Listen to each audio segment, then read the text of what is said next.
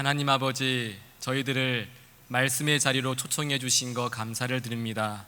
하나님의 말씀을 전하는 자나 우리 듣는 성도님들이나 말씀이 선포될 때마다 그 말씀이 잘 박힌 못처럼 우리의 심령에 잘 정착할 수 있도록 도와주시고, 그 말씀 붙들고 저희들이 또 한 주를 승리하며 살아낼 수 있도록 주님 인도하여 주시옵소서.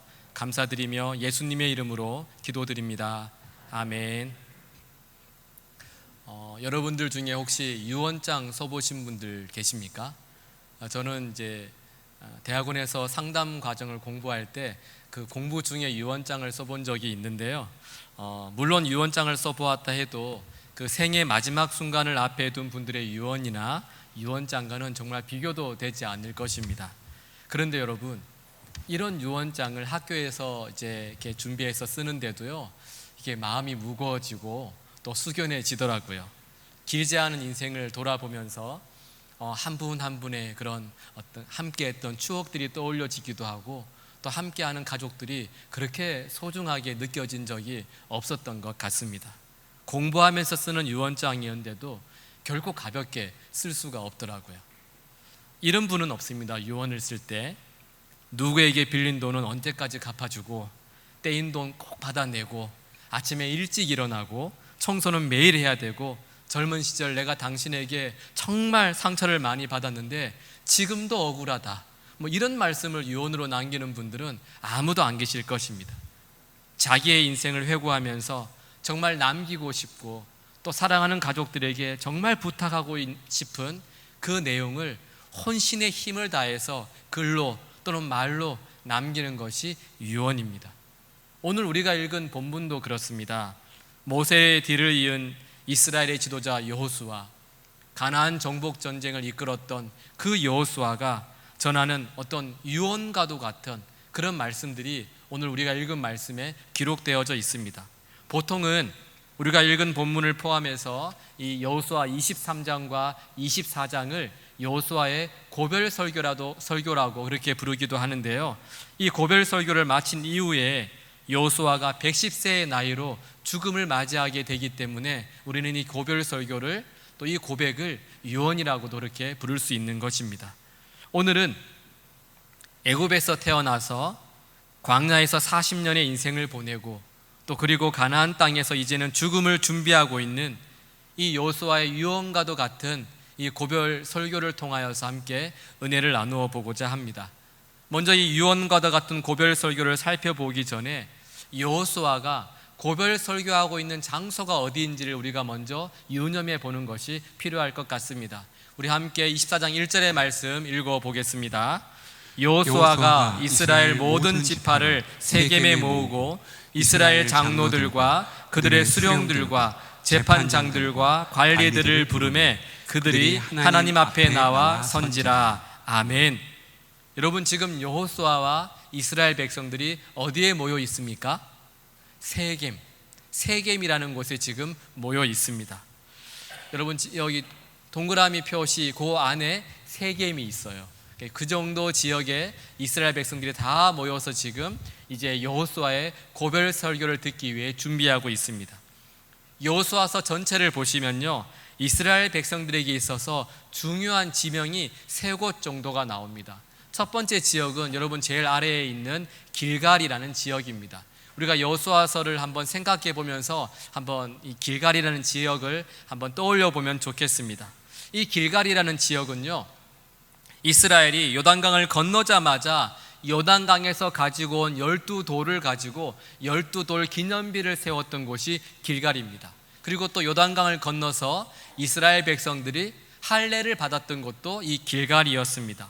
그리고 가나안 정복 전쟁 당시에 그 이스라엘의 베이스 캠프와 같은 곳, 그곳이 바로 이 길갈이었어요. 말씀 보시면 아시겠지만 이스라엘 백성들이 군대를 정비하고 또 전쟁을 치른 다음에 다시 길갈로 돌아와서 다시 또 군대를 정비하고 또 전쟁을 치르러 갑니다. 이 길갈은 이스라엘 백성들에게 있어서 아주 중요한 장소였죠. 베이스 캠프와 같은 곳이었습니다. 또 한 가지 장소가 있는데 실로라는 장소입니다. 이제 길갈 조금 위에 보시면 실로가 있는데, 여러분, 실로가 이스라엘 백성들에게 중요한 장소가 되는 것은 실로에 회막이 있었기 때문입니다. 회막 안에 여러분 무엇이 있었을까요? 회막 안에 하나님의 법궤가 있었어요. 그러니까 실로의 회막이 있었고 회막 안에 하나님의 법궤가 있었다라는 것은 그 실로는 이스라엘 사람들의 예배 처소였다라는 겁니다. 그러니까 이스라엘 백성들이 예배 드리는 장소가 실로였어요. 그리고 세 번째 나오는 곳이 이 세겜입니다. 여호수아서를 읽어보시면 세겜은 길갈이나 실로보다 그 빈도수가 조금 적습니다.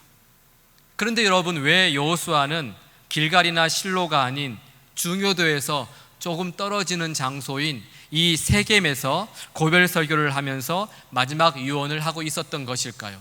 왜 여호수아는 모든 이스라엘 백성들을 세겜으로 불러 모았을까요? 그것은 바로 이 세겜이 주는, 장소가 주는 중요한 의미가 있었기 때문입니다. 여호수아는 세겜이 주는 장소적인 의미를 이스라엘 백성들이 깨닫기 원했던 것이죠. 여러분, 창세기를 보시면 세겜이라는 지명이 나오는데요, 이 세겜은 이스라엘의 믿음의 조상 아브라함이 부르심을 받고 고향과 친척과 아버지의 집을 떠난 후에 가나안 땅에 들어가서 가장 먼저 이르렀던 곳이 바로 이 세겜입니다. 우상의 지역을 떠나서 가장 먼저 하나님을 만나기 위해 머물렀던 곳이 세겜이었어요. 그리고 이 아브라함은 그곳에서 하나님을 만나게 되고 하나님의 약속의 말씀을 듣게 됩니다. 그리고 하나님의 약속의 말씀을 들은 이 아브라함은요, 여호와께 첫 제단을 쌓고 예배를 드립니다. 세겜이 왜 중요합니까? 첫 예배를 드렸던 곳, 하나님을 만나고 하나님의 음성을 들었던 곳이 바로 이 세겜이었다라는 것입니다. 이스라엘이 하나님을 만난 첫 신앙의 출발지, 믿음의 출발지가 바로 이 세겜이었습니다. 비록 예배를 드릴 수 있는 조건이 잘 갖추어져 있지는 않았지만 하나님만을 바라보면서 하나님 앞에서 감격적인 예배를 드렸던 곳, 그곳이 바로 이 세겜이었습니다. 그러니까 이스라엘에게 있어서 세겜은 하나님을 향한 순수한 신앙의 첫 출발지, 믿음의 시작지가 바로 이 세겜이었다라는 것입니다. 여러분, 세겜에 모여있는 이스라엘 백성들을 한번 생각해 보시면 좋겠습니다. 요단강을 건넌 후에 가나안 땅을 정복하고 또 땅을 분배받으면서 지금까지 백성들이 얼마나 바쁘게 살아왔겠습니까? 또 이 유목민이었던 그들이 가나안 땅에 정착한다고 또 얼마나 힘들었겠습니까? 그리고 믿음으로 살아간다고 말은 했지만은 그 가나안 땅의 우상의 문화와 선진 문화의 유혹을 받으면서 그들이 또 얼마나 어렵게 믿음을 이어가고 있었겠습니까? 또 우리 오늘 말씀 앞에 있는 여호수아 22장을 보시면요, 또 이 사람들이 이렇게 힘들게 바쁘게 살아가면서 지파들끼리 갈등이 벌어지기도 시작해요. 믿음의 공동체 안에서 막 갈등하고 자칫 잘못했으면 전쟁까지 할 뻔했던 이 민족이 이스라엘 민족이었습니다. 이렇게 치열하게 아등바등 살다 보니까요, 1년, 2년이 가나안 땅에서 훌쩍 지나가 버리는 거예요. 그러면 나도 모르게 하나님과의 관계가 소원해지는 것입니다.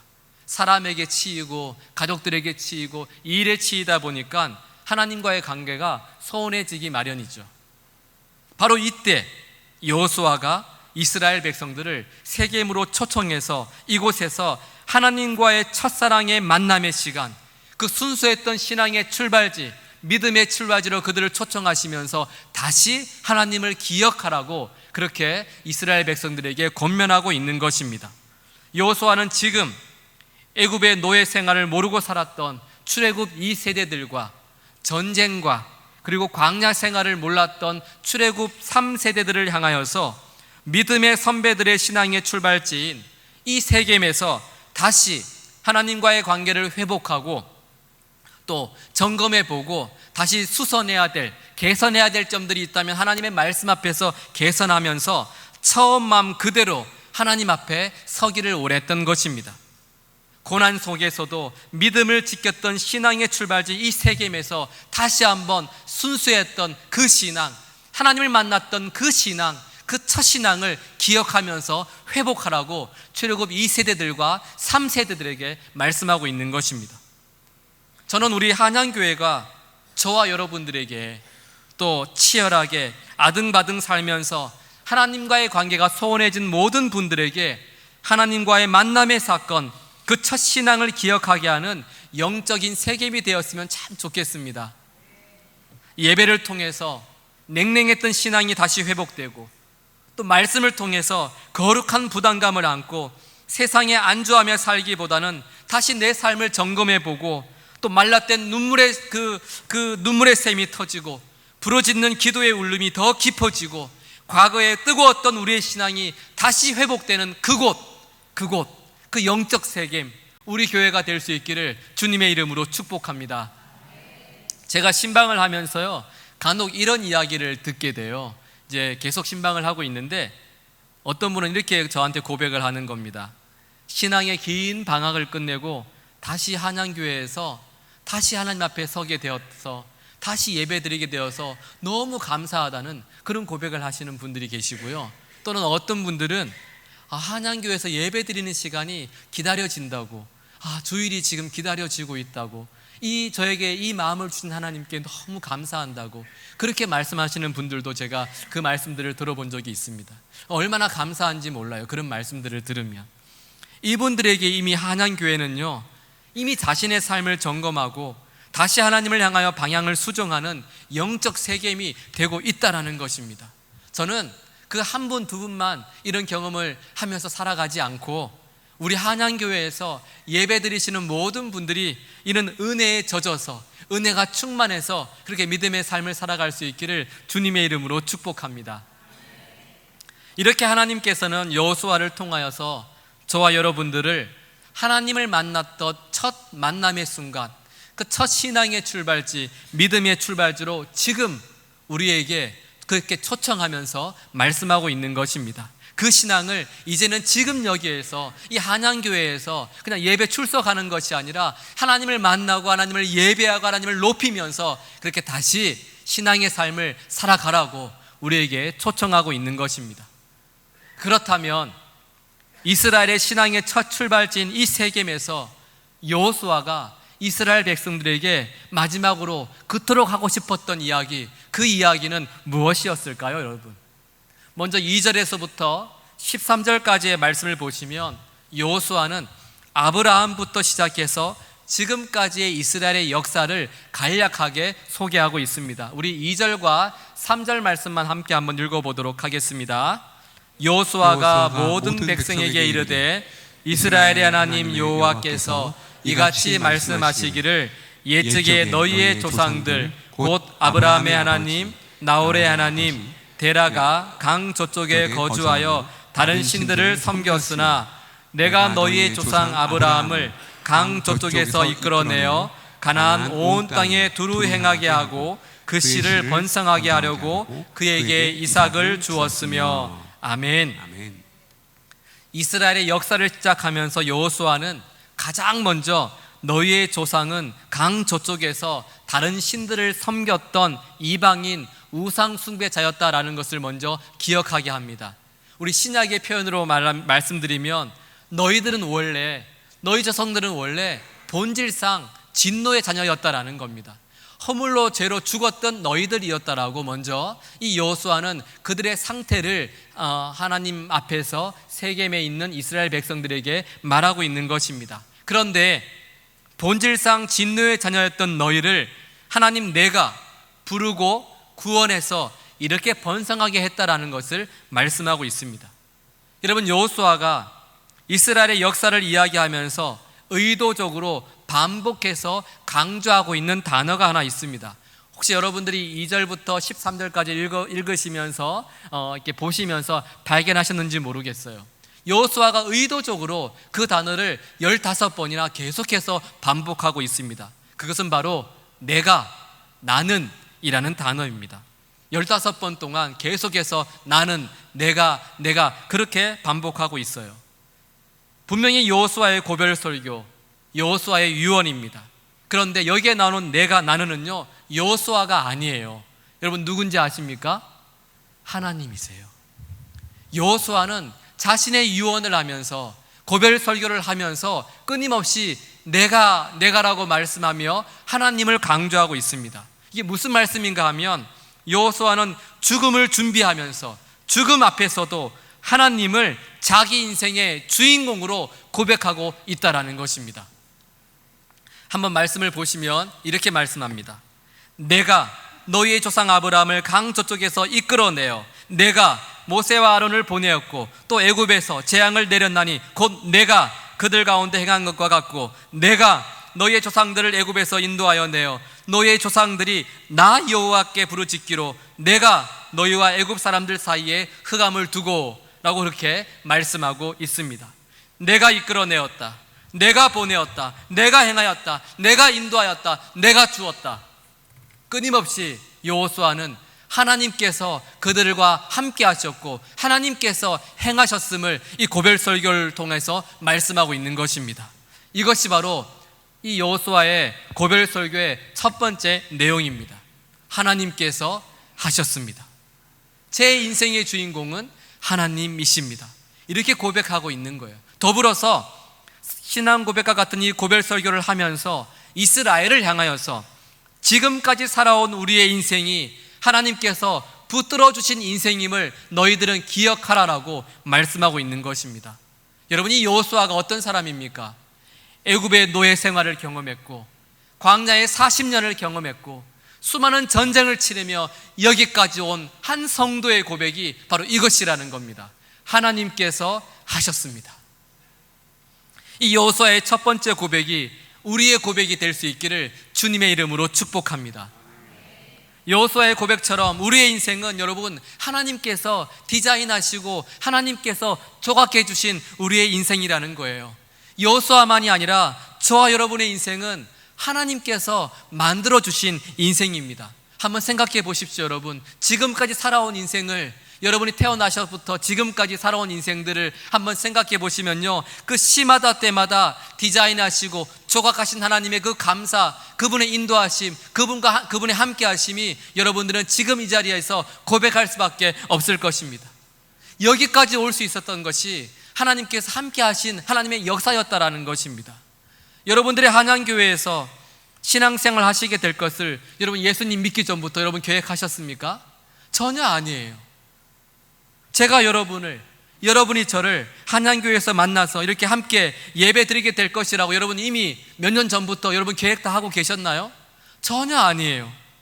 하나님께서 우리의 인생을 여기까지, 이곳까지 인도해 주신 것입니다. 여호수아의 고백이 우리의 고백인 거예요. 하나님께서 함께 하셨습니다. 하나님께서 제 인생의 주인공이십니다. 여러분, 이렇게 고백하신 분들은요 분명히 이 고백을 하게 되실 것입니다. 하나님께서 앞으로의 우리의 인생도 가장 선하게 이끌어 가실 것입니다. 이 고백이 가능하게 되는 것은 지금까지의 인생이 하나님 손에 있었음을 고백하는 사람들의 고백이 있었기 때문입니다. 시편 40편의 2절의 고백처럼 우리 하나님께서 나를 기가 막힐 웅덩이와 수렁에서 끌어올리시고 내 발을 반석 위에 두사 내 걸음을 견고하게 하실 것입니다. 그렇게 고백하게 된다라는 겁니다. 이렇게 여호수아는 내 인생이 하나님께서 디자인해 주시고 조각해 주신 인생임을 알았기에 이스라엘을 향하여서 두 번째로 이제는 하나님만 섬기라 이렇게 말씀하고 있는 것입니다. 우리 14절 말씀 함께 읽어보겠습니다. 그러므로 이제는 여호와를 경외하며 온전함과 진실함으로 그를 섬기라. 너희의 조상들이 강 저쪽과 애굽에서 섬기던 신들을 치워버리고 여호와만 섬기라. 아멘. 이제 여호수아는 그 세겜에 있는 이스라엘 백성들에게 여호와만 섬길 것을 이제 결단하라고 그렇게 호소하고 있습니다. 신앙의 출발지인 이 세겜에서 이제는 더 이상 지체하지 말고 하나님을 섬기기로 결단하고 하나님의 말씀 앞에 반응하라고 그렇게 우리에게 권면하고 있는 것이죠. 그러면서 여호수아는요, 너희들이 하나님만을 섬기려면 너희 중에 있는 이방 신들을 치워버려야 한다라고 말씀하고 있습니다.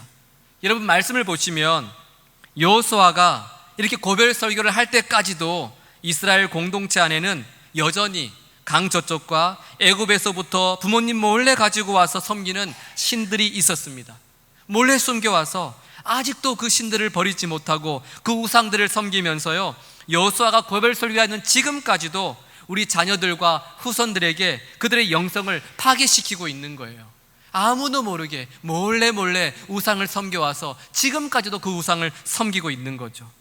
그래서 여호수아는 이제 하나님만을 섬기기 위해서 너희들이 몰래 감추어 두었던, 너만 알고 있는 그 우상들을 다 치워버리고 세상과의 타협을 중단하라, 이렇게 말씀하고 있는 것입니다. 여러분, 여호수아는 이스라엘 백성들을 너무나 잘 알고 있었어요. 이들이 어떤 민족이었습니까?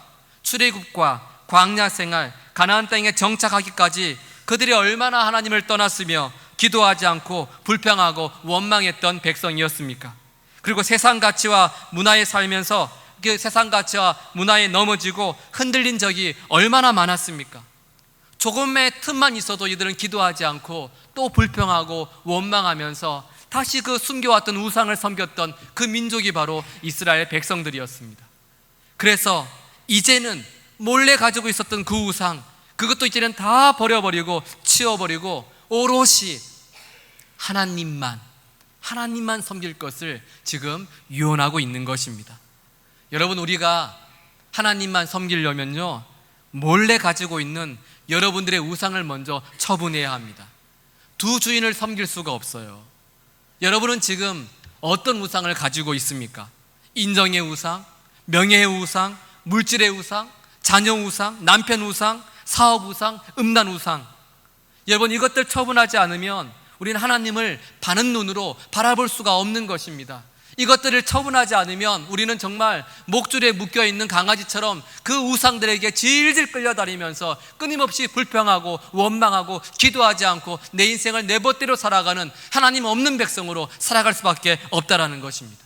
그래서 여호수아는 끊임없이 계속해서 너희들이 몰래 가지고 있었던 그 더러운 우상들을 다 치워버리고 하나님을 섬기라고 그렇게 말씀하고 있는 것입니다.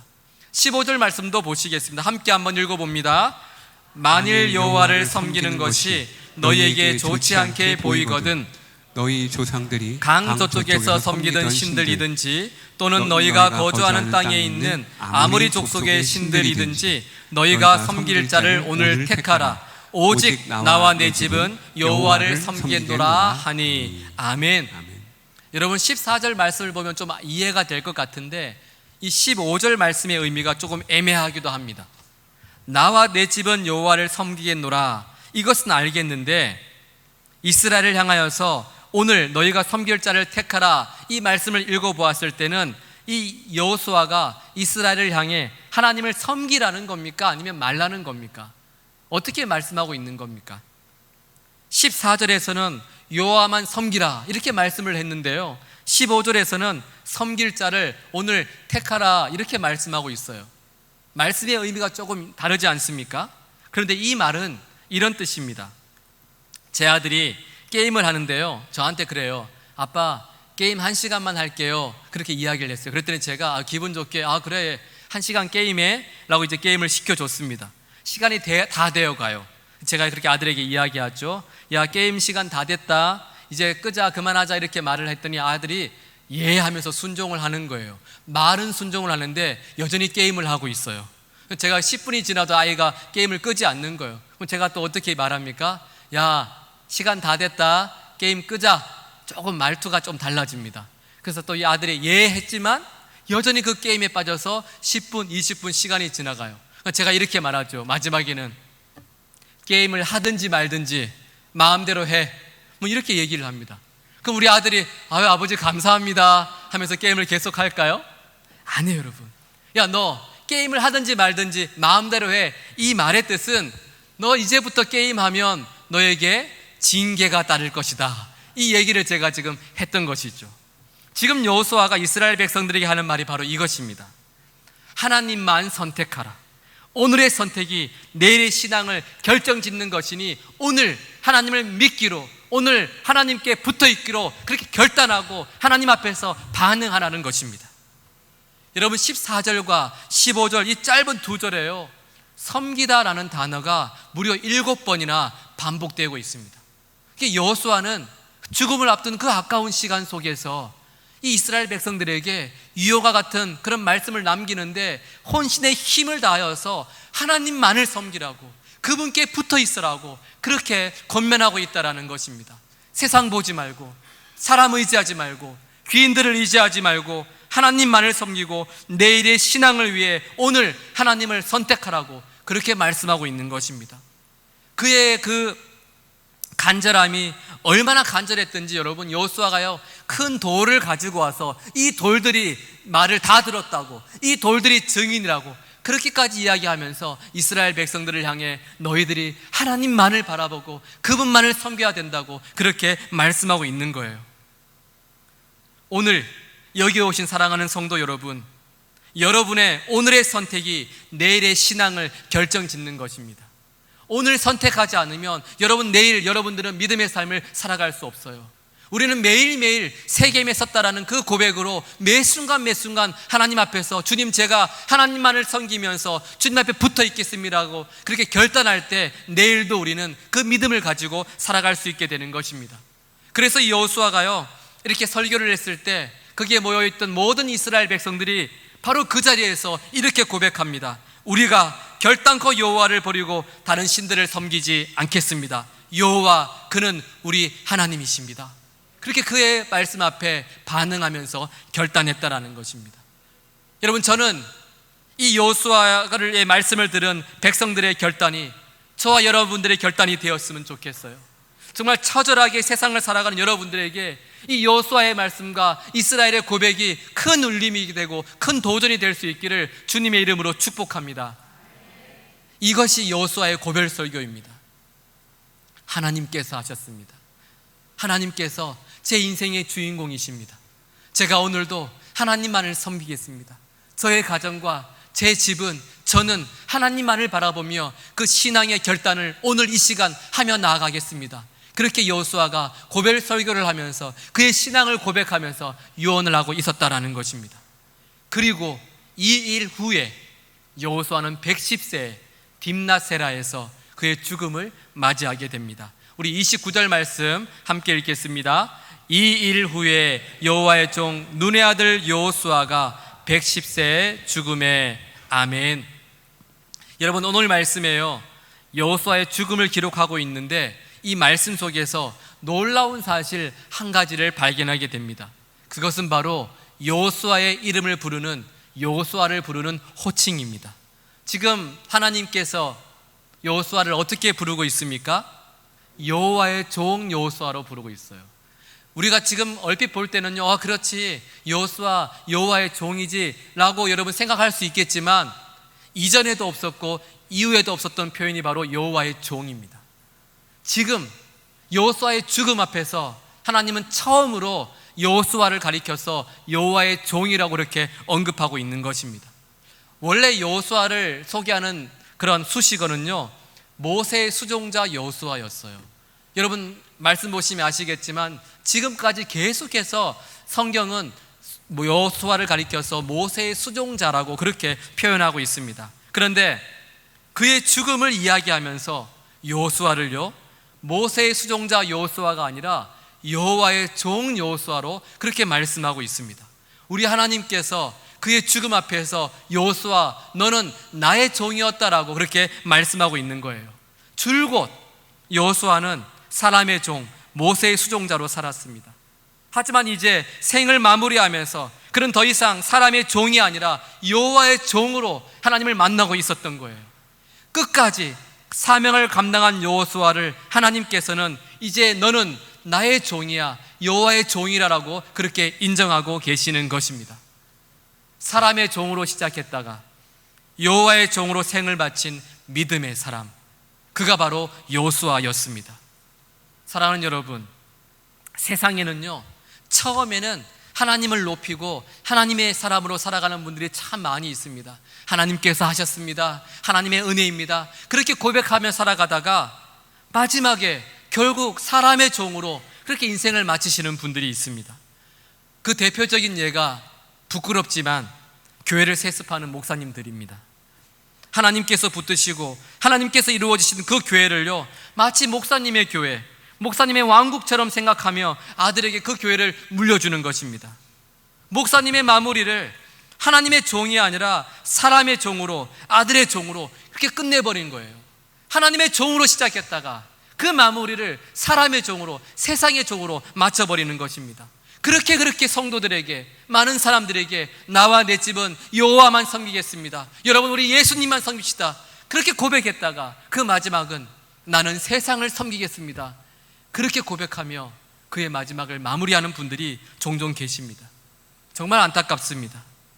여러분, 우리는 이 세상에서 하나님의 종이 아니면 세상의 종, 사람의 종으로 살아갑니다. 그 중간은 없습니다. 우리가 이 땅을 살아가는 동안 하나님의 종으로 살든지 아니면 일생을 쏟아부으면서 내 자녀의 종으로, 아내의 종으로, 남편의 종으로, 부모님의 종으로, 세상의 종으로 살든지 둘 중에 한 가지밖에는 없다라는 것입니다.